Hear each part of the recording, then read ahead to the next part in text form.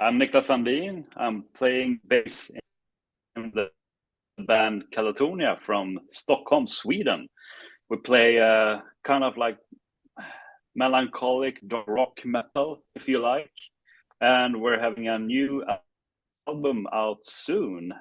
Nightmares as Extensions of the Waking State, out on June 6th, the Swedish National Day, actually. So it's cool. Two celebrations at once. Double celebrations, mate. Well done. Congratulations, and thanks for joining us today. Cheers. Thank you. My pleasure. So, as you say, Katatonia released your 13th studio album, Nightmares as Extensions of the Waking State, on June the 6th. So, how are you feeling, mate? It's not far off now. Yeah, it feels good. Feels good. We released two singles as of yet, Lilac and Temporal, and both has been very well received.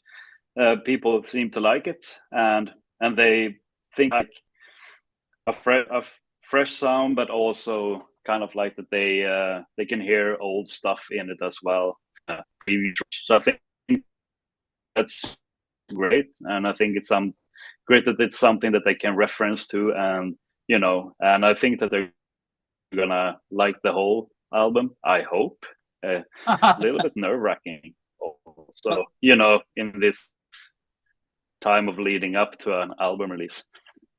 I bet it is, man. I bet. So, can you tell us a bit more about the album overall from a musical point of view and what you were going for with it?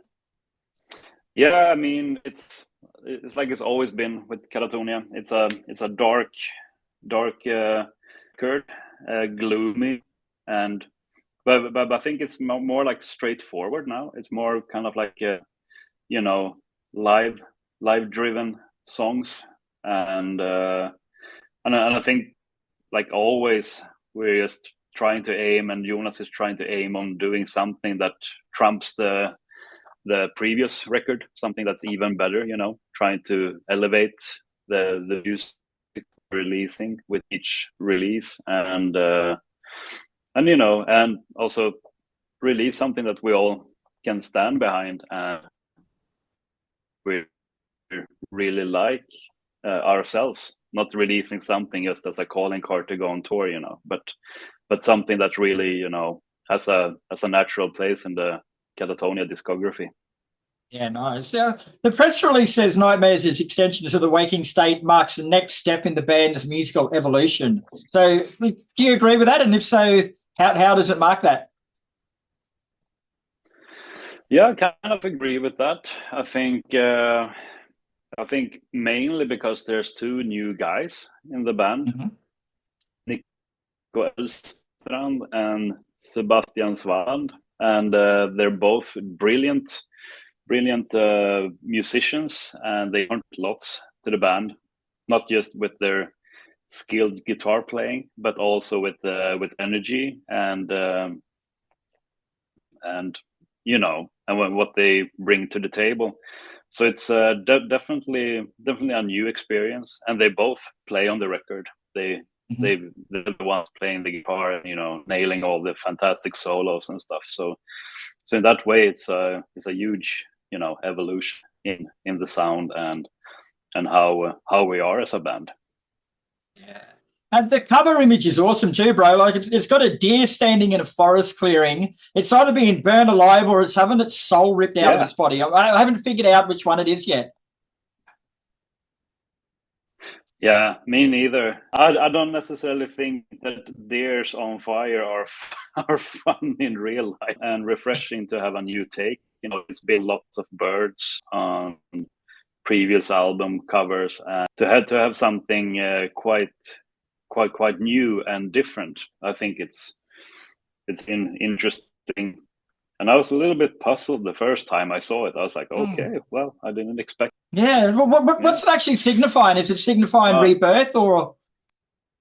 Good question. I haven't really aiming. Could be. I mean, it's kind of like with the lyrical themes and with the album title as well. It's up to everyone's own interpretation and owning of the music. It's kind of like Katatonia in that kind of sense. It's like with lyrical themes as well. Like I said, sometimes you see people discussing a particular song online, and and take an interpretation of the song. And I think it's the same with the album covers as well. It's that's what makes Katatonia so interesting and intriguing. It's not like that we just hand you something and then like, oh, blue is blue and red is red. It's more than that. It goes as deep as into your own soul. Yeah, very nice. Which sort of ties in with the album title, mate. Like, there's no song on the album called Nightmares as extensions of the waking state. So that suggests to me that there is a deeper overall meaning to the title. Yeah, and I mean the way I feel it and the way I see it is like, you when like that you're in this kind of state today, at least for me, where I feel like there's so much things going on in the world and so much things going on in general, that's heavy and that almost tends to cross over to something that you would call a nightmare. That it's kind of like, even though you're totally awake, you're still in some kind of limbo between a nightmare and the reality you're finding yourself in. So that's my take to the title, but it might be something different, what Jonas was thinking and what other people read into it. But that's how I interpret it. Yeah. Now, you mentioned before your two new guitarists. You've got Nico and Sebastian in there. So going into an album cycle, like having one new guitarist to be a bit of a challenge, but having two completely new guitarists there for an album, like, did it pose any difficulties? Not really, because they found each other, like really, really quickly, and they just clicked, and they became this entity where we were starting to call them father and son, because they look quite alike, and the age gap and difference could suggest that they like technically could be a father and son. So they really, really connected on a friendship level quickly. So they worked out all the guitar parts themselves, and they were very, very professional. Even I think that they put this spreadsheet on, like writing which part should be played by who, and who takes this solo and takes this. We were kind of like just looking at, it was almost like looking at some AI taking form, and doing all the work for you. We were kind of like, oh wow, this is like, it's just going by like automatic. And I mean, Nico has been with us before. He has played a whole European tour replacing Anders, and on that one, standing in for him, and one Danish gig. And also he's been down under. He played with us in Tasmania on the Dark Mofo festival a few years back. So we have had plenty of experience with him and bonding with him. So that made it also lots easier. So it was kind of like this natural progression. So it wasn't like two completely new faces coming in, and so it was it was really, really, really easy, and we didn't really have to do all that much. They just kind of like sold it super professionally, and before the first rehearsal, they knew pretty much everything in the set list. So, and also and the same with as well. And they're like huge or any obstacles, they just came in and did their thing, super professional, and they're great guys as well. They bring lots of good energy and new ideas. Always helps. This is your fifth album since joining Katatonia in 2009, mate. So do you think by now you're fully comfortable with your role in the band, or are you still learning it? Oh, I think I'm that kind of person that, of course, I'm comfortable with the people in the band and everything, and I'm finding my place. But as a musician, I don't think I will ever be totally comfortable. I think it's always something new to learn, and I'm always hard on myself, keeping a high standard.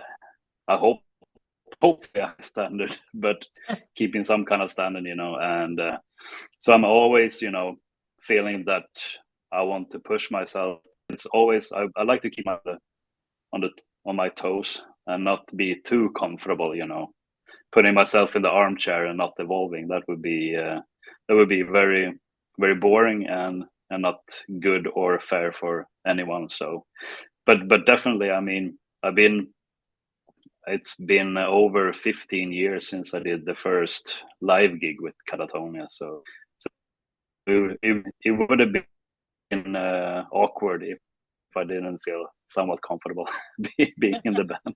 It would have been 15 very long years. It would have been. So overall, would you say that Nightmares as Extensions of the Waking State is an album of hope or an album of despair?